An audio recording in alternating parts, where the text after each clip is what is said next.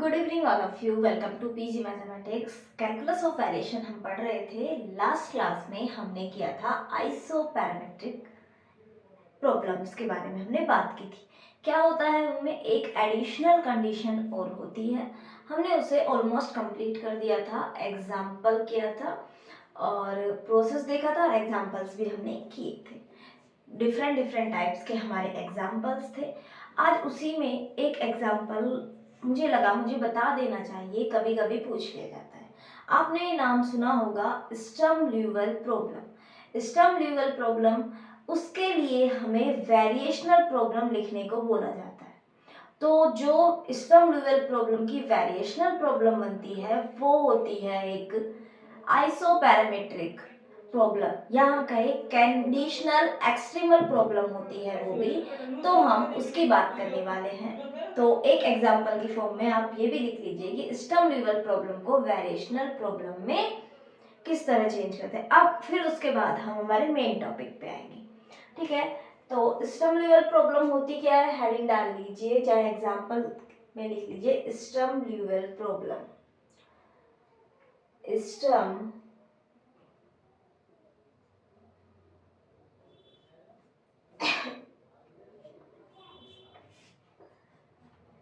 Liouville problem, जो हमारे Sturm Liouville problem होती है ये होती क्या है, d upon d x, d by d x, p of x Y dash plus का क्यू ऑफ एक्स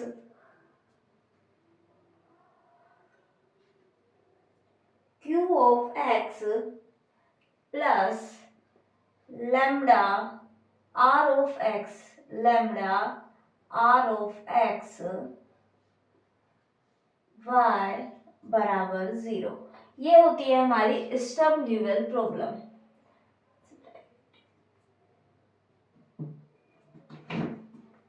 ठीक है, और इसके स्टर्म ल्यूविल प्रॉब्लम में हमें इनिशियल कुछ पॉइंट्स दिए जाते हैं, बाउंड्री पॉइंट्स, इनिशियल पॉइंट नहीं बाउंड्री पॉइंट्स दिए जाते हैं।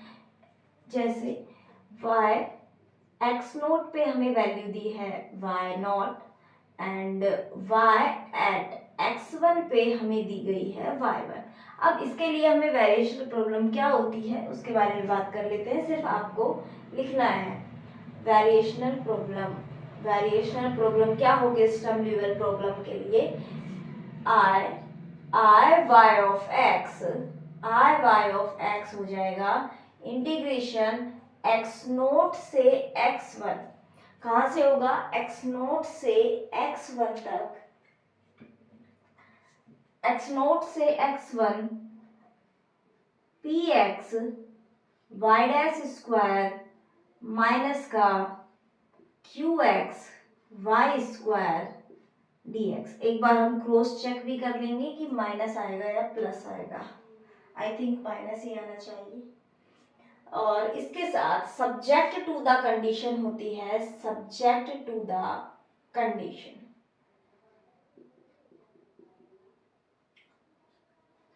जे वाई ऑफ एक्स, ये हमारी होती है integration X naught to x1 R of x Y square D X बराबर 1। ये होती है इसके लिए स्टर्म ल्यूविल। मैं क्रॉस चेक कर लेती हूँ, आप कितने नोट करें।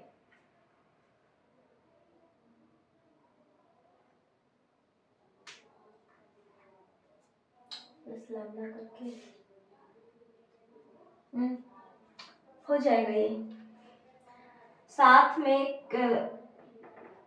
पॉइंट्स तो हमारे आने ही वाले हैं। y at x not is y naught and y at x1 is y1। ठीक है, ये हमारे पॉइंट्स होते हैं। तो ये हो गई हमारी स्टर्म ल्यूविल प्रॉब्लम और इसका ये वेरिएशनल प्रॉब्लम क्या बनेगी उसके बारे में बात की गई है। ये हमारी वेरिएशनल प्रॉब्लम बनेगी फॉर स्टर्म ल्यूविल प्रॉब्लम। तो ये आपको ध्यान रखनी है, चाहे तो आप इसे क्रॉस चेक कर लें। क्या करेंगे आप, आइसोपैरामेट्रिक वाली है ये, कंडीशनल एक्सट्रीमल वाली, तो आप नया फंक्शनल बनाएंगे दिस प्लस लैम्बडा दिस, और फिर उसमें आयलर लैग्रांज इक्वेशन का आप यूज करेंगे, और आयलर लैग्रांज इक्वेशन का यूज करने पे आपको यही मिलने वाला है। ठीक है, आयलर लैग्रांज इक्वेशन का आप जैसे ही यूज करेंगे आपको यही मिलने वाला है। तो ठीक है, ये आप नोट कर लीजिए। इसके बाद हम पढ़ने वाले हैं कि क्या हमें वेरिएशनल प्रॉब्लम में भी, देखिए नेक्स्ट टॉपिक इंपॉर्टेंट है, क्या वेरिएशनल प्रॉब्लम में भी हम कोऑर्डिनेट चेंज कर सकते हैं। एक्स और वाई को हम क्या चेंज करके किसी अदर वेरिएबल्स में चेंज कर सकते हैं, इसके बारे में हम बात करने वाले हैं। और करते हैं तो हमें आवश्यकता क्यों पड़ती है इन चीजों की, उसके बारे में भी देखिए। एक एग्जाम्पल है, चलो इसी में बता देती हूँ, मिटाते बात है। एक एग्जाम्पल है आई ऑफ वाई एक्स बराबर x naught to x one e raise to power minus x, question में लिख लेती हूँ, e raise to power minus x Y dash square, ये पॉइंट्स भी लिख लीजिए, 0 to log 2 y dash square minus e raise to power minus x Y dash square minus e raise to power x Y square.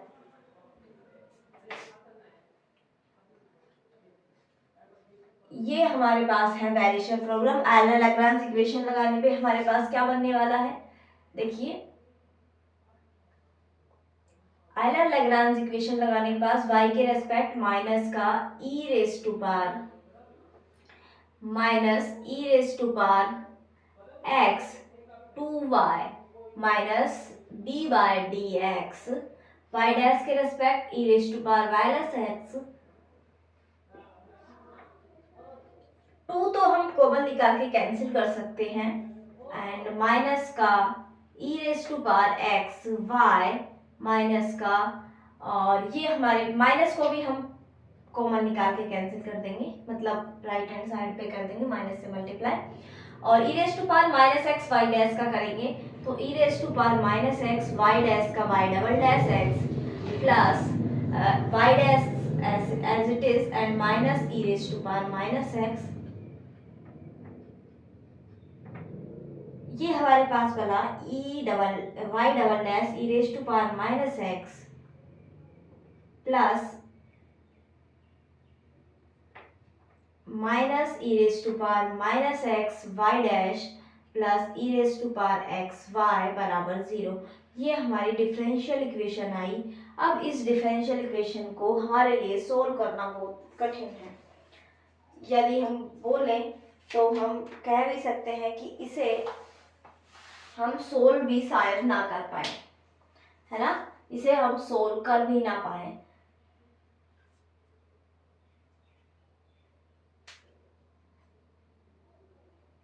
तो इस तरह के जो question है जो हमें सोल्व करने के बाद भी आगे यहाँ स्टक हो जाते हैं हम कि अब कैसे सोल्व करें, इनके लिए ही आया है कि हम वेरिएबल चेंज करेंगे।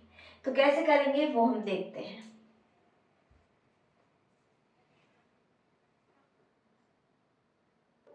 तो आज का हमारा मेन टॉपिक ही ये है, invariance of Euler Lagrange equation under coordinate transformation.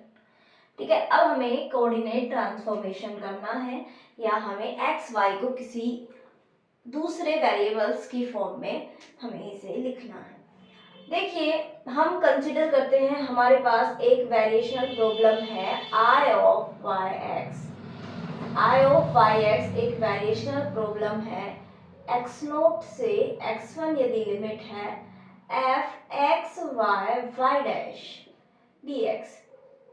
ठीक है, ये मेरे पास वेरिएशनल प्रॉब्लम है। इसे सोल्व करने के लिए मैं क्या यूज करने वाली हूँ, आयलर लैग्रांज इक्वेशन। तो आयलर लैग्रांज इक्वेशन क्या होगी, आयलर लैग्रांज इक्वेशन होगी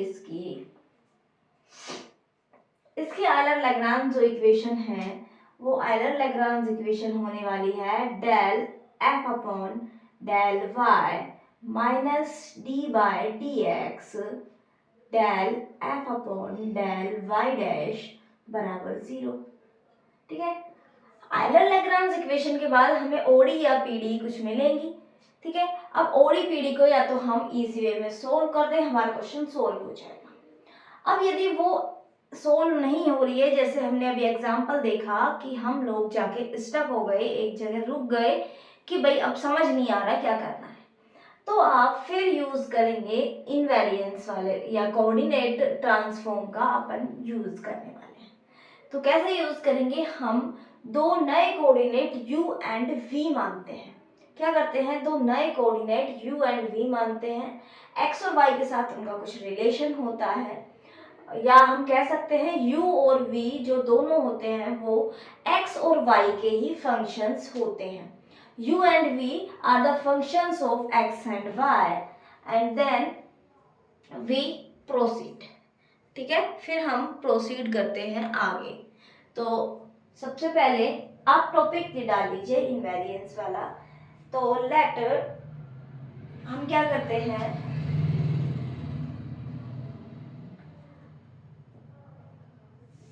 हमारे पास दो नए कोऑर्डिनेट आए, u है वो x को y का फंक्शन है एंड v है वो भी x y का है। कुछ इस टाइप से हम दो नए कोऑर्डिनेट लेंगे, x और y दोनों पे डिपेंड करना है। तो या फिर हम इसे इस तरह भी कह सकते हैं, जो x है वो हम u एंड v का फंक्शन मान लेते हैं एंड y है उसे भी u एंड v का फंक्शन मान लेते हैं। ठीक है, एक ही बात है, u एंड v को x y का फंक्शन बोलो या x y को u एंड v का फंक्शन बोलो। ठीक है, दोनों इक्वेशन से हम इस तरह बोल सकते हैं, इन्हें हम इक्वेशन नंबर 3 बोल देते हैं। हमें चाहिए क्या क्या, आयलर लैग्रांज इक्वेशन से हमें हो रहा है। जब भी हमें कोऑर्डिनेट ट्रांसफॉर्म का यूज करना होता है तो हमारे पास एक कॉन्सेप्ट आता है जैकोबियन। ये कॉन्सेप्ट बहुत लोगों ने सुना भी होगा, जैकोबियन, जे से इसे डिनोट करते हैं। हमें जैकोबियन निकालना होता है, यदि हम एक्स वाई को u एंड v में कर रहे हैं तो हमें निकालना होगा del X comma Y upon del u comma v, हमें निकालना होगा। ये होता क्या है, जैकोबियन एक डिटर्मिनेंट होता है, जैकोबियन एक डिटर्मिनेंट होता है x और एक्स वाई u v में। ठीक है, इसे हम कैसे लिखेंगे जैकोबियन को, आपको कुछ दिख रहा होगा, del X upon del U del X upon del V del Y upon del U del Y upon del V. तो ये तो ऑलमोस्ट सभी का पढ़ा हुआ ही होगा। ठीक है, तो इसमें कोई प्रॉब्लम नहीं होनी चाहिए। ये हमारी जैकोबियन की डेफिनेशन हो गई। इक्वेशन नंबर 4 डाल दीजिए, ये होता है हमारा जैकोबियन। अब हमें ये सारी चीजें चाहिएगी, तभी तो हम यूज कर पाएंगे। चलो अब हम निकालने की कोशिश करते हैं dx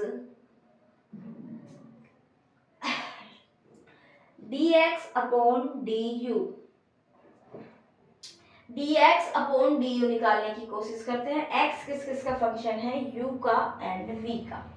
x किस किस का फंक्शन है, u का एंड v का।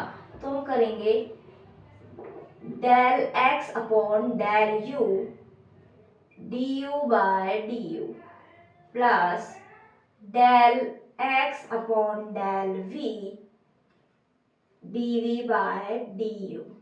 इस तरह हम इसे लिखेंगे, क्योंकि हमें टोटल डिफरेंशिएशन करना है। तो इसे आप क्या लिखेंगे, x का u के रेस्पेक्ट डेरिवेटिव, x का v के रेस्पेक्ट एंड v का u के रेस्पेक्ट हम v डैश। जैसे y का x के रेस्पेक्ट जब हम लिखते हैं तो y डैश, तो आप चाहे लिख लीजिए साइड में, v डैश क्या है, dv अपॉन du है। ठीक है, ये हो गया। अब हम dy अपॉन dx भी निकाल लेते हैं, तो सॉरी du निकाल लेते हैं।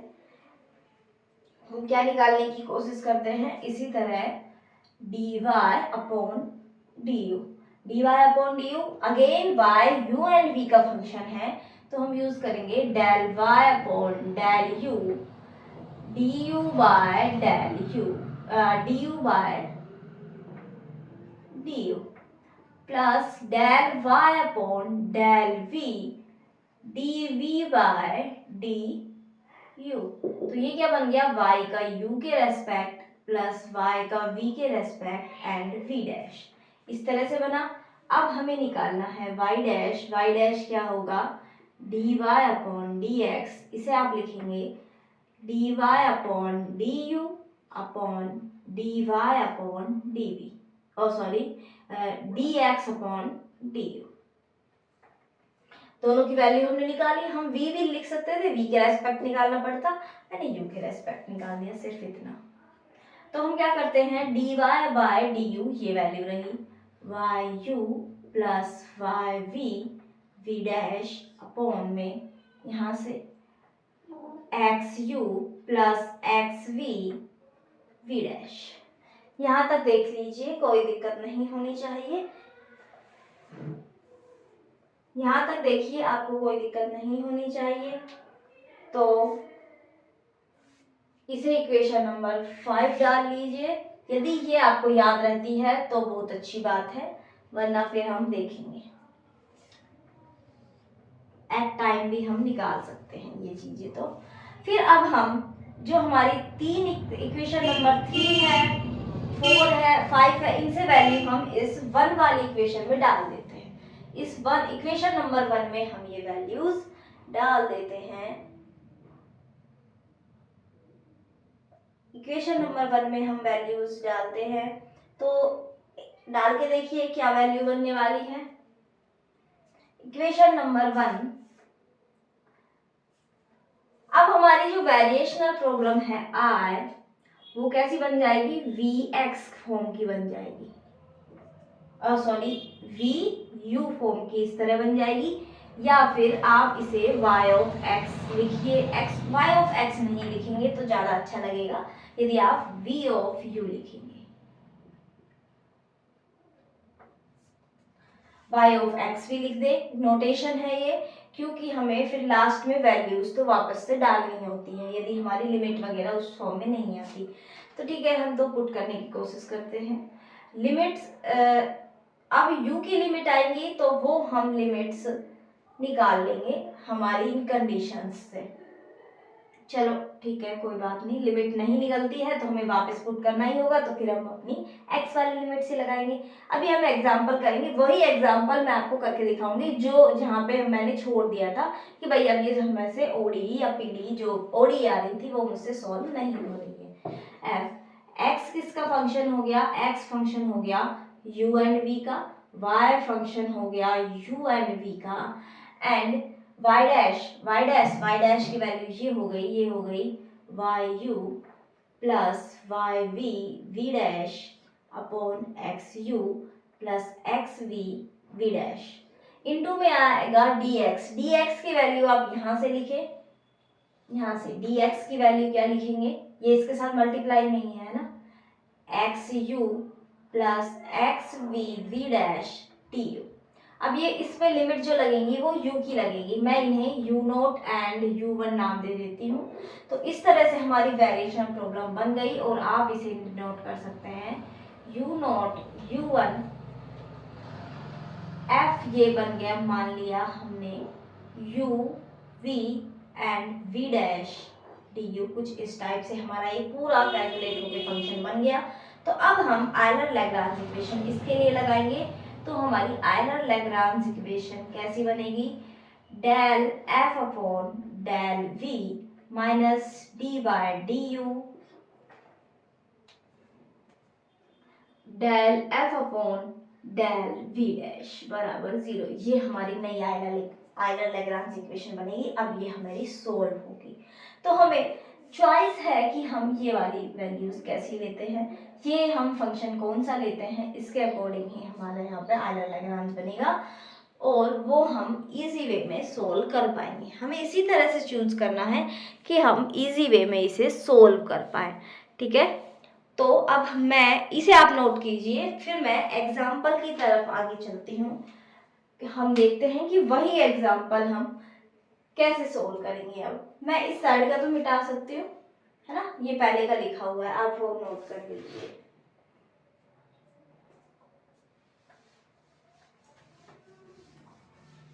चलो यहाँ तक ही मिटाया है, तो मैं क्वेश्चन नोट करती हूँ। एग्जाम्पल है हमारा I of y x. I of y x क्या हो रहा है, 0 to log 2, इसकी वैल्यू है 0 से log 2 e raise to power minus x Y dash square minus e raise to power x Y square D x. ठीक है, ये हमारी है प्रॉब्लम। पॉइंट्स नहीं दिए गए हैं तो हम कोई बात नहीं, यहीं पे इसे छोड़ते हैं। तो ये हमारे क्वेश्चन है और हम इसमें देख चुके हैं कि इस पे जब हम इस फंक्शन f पे हम जब आइलर लैग्रांज इक्वेशन पुट कर रहे हैं या अप्लाई कर रहे हैं तो हमें नहीं मिल रहा है, तो हमें नहीं मिल रही है वैल्यूज। इसके लिए हम x को मानते हैं, x फंक्शन है वो log u मानते हैं। मैंने इसमें इतना इजीएस्ट करने की कोशिश की है, v को एब्सेंट ही रखा है। x किसका, u एंड v दोनों का फंक्शन होता है, लेकिन v यहाँ पे है नहीं। ठीक है, एंड y होता है वो भी u एंड v का फंक्शन होता है, उसे मैंने ओनली v ही मान लिया है, उसे v ही मान लिया है, उसमें मैंने u को एब्सेंट रखा है। उसमें किसे एब्सेंट रखा है, u को एब्सेंट रखा है, एंड इसमें मैंने v को इजी करने के लिए, है ना। तो अब चलो हम इसे सोल्व करने की कोशिश करते हैं। ये सारा प्रोसेस करोगे या फिर y डैश यहाँ से डायरेक्टली निकाल लो, क्योंकि y हमें तो y डैश पुट करना है, x y पुट करना है, एंड जो नीचे आता है यही होता है, इनटू में du करना होता है, किसकी, dx की value.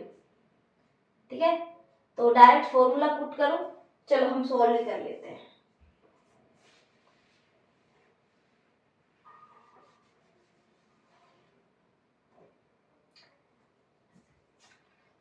dx upon du,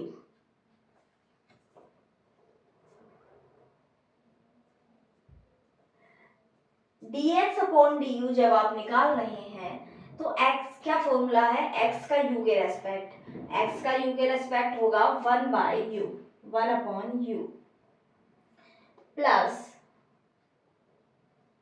x का v के रेस्पेक्ट, x का v के रेस्पेक्ट 0 एंड v डैश यानी v का v डैश तो ऐसे ही रहेगा v u के रेस्पेक्ट। ठीक है, फिर हमें निकालना है dy upon du। dy upon du क्या बन रहा है, ये रहा y का u के रेस्पेक्ट 0 प्लस y का v के रेस्पेक्ट 1 एंड v डैश, ये हमारी वैल्यू आ गई। अब हमें निकालना है dy by dx। dy by dx क्या हो जाएगा, v dash upon 1 by u, और ये हो गया u v डैश, क्या वैल्यू हो गई, u v dash dy by dx की वैल्यू हो गई। एंड यहाँ से हम ये भी लिखेंगे dx की वैल्यू हो जाएगी 1 upon u du, 1 by u du, ये हमारी वैल्यू हो जाएगी। तो ठीक है, अब हम आगे बढ़ते हैं।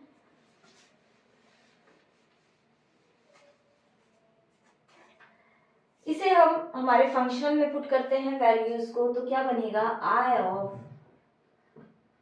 v of x, v of u sorry v of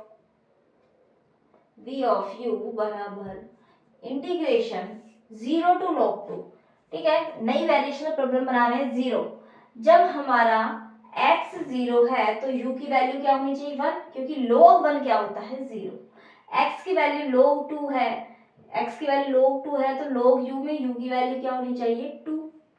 तो लिमिट्स आई हमारी 1 to 2 एंड हम f के अंदर f क्या है e raise to power minus x Y dash square minus E raise to power x, यहाँ से e raise to power x क्या हो जाएगा u हो जाएगा, e raise to power minus x 1/u, तो ये हो गया हमारा 1/u वाई डैश ये आ गया वाई डैश स्क्वायर है तो u v डैश का square minus E raise to power X u and Y square, Y क्या है v यानी v स्क्वायर, ये बन गया हमारा साथ में हमें वैल्यू लगानी dx की वैल्यू ये रही 1/u du। थोड़ा सोल्व करेंगे, कैलकुलेट करेंगे हम, एक u से u कैंसिल होगा, एक u बचेगा, इसे कैंसिल करेंगे, हमारे पास बना v dash square minus v square dv। ठीक है, अब हमारी वेरिएशनल प्रॉब्लम इस फॉर्म में चेंज हो गई है, तो अब हम इसे सोल्व करने की कोशिश करते हैं, या मैं कहूँ कि हम इसमें आयलर लैग्रांज इक्वेशन लगाने की कोशिश करते हैं। आयलर लैग्रांज इक्वेशन इसके लिए क्या होगी, del f upon del v minus का d by du del f upon del v dash बराबर 0। क्या बनेगा, del f upon del v minus का 2v माइनस का d by du v dash 2v dash बराबर 0, माइनस एंड 2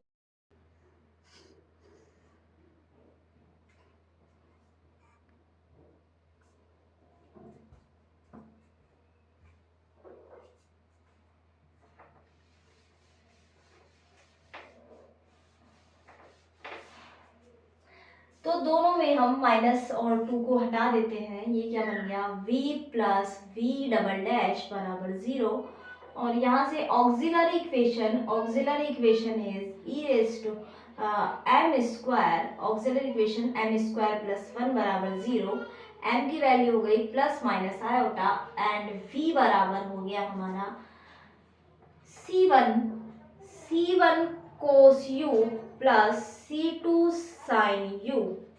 ठीक है, अब u की वैल्यू हमें लगानी है e raise to power x, v बराबर क्योंकि हमें c1 c2 की वैल्यू कहाँ से मिलेगी, यदि हमें 1 और 2 पे वैल्यू मिलती या फिर 0 और log 2 पे यदि हमें वैल्यू मिलती तो हम ये वैल्यू लगा पाते, मतलब c1 c2 की वैल्यू निकाल पाते। अब हम c1 c2 की वैल्यू इसीलिए नहीं निकाल पा रहे हैं क्योंकि हमें पॉइंट्स नहीं दिए गए हैं, लेकिन हमें y ऑफ x निकालना है, तो v की वैल्यू तो y ही थी, हमें वापस से वही वैल्यूज पुट करनी है। c1 u की वैल्यू है e raise to power x cos e raise to power x plus c2 sin e raise to power x, ये हमारा फाइनल आंसर आया। तो कुछ आंसर इस तरह से था कि एंगल में e raise to power x था, तो इस वजह से हमारा वो जो डिफरेंशियल इक्वेशन था जो हमने आयलर लैग्रांज इक्वेशन जो हमने यूज करके डिफरेंशियल इक्वेशन निकाला था ओरिजिनल वेरिएशनल प्रॉब्लम के लिए, वो हमारा सोल्व आउट नहीं हो रहा था हमसे। तो ठीक है, आज के लिए इतना ही। Okay, bye bye, thank you, मिलते हैं नेक्स्ट क्लास में। शेयर कर दीजिए अपने दोस्तों के साथ एंड टेलीग्राम आप ज्वाइन कर सकते हैं।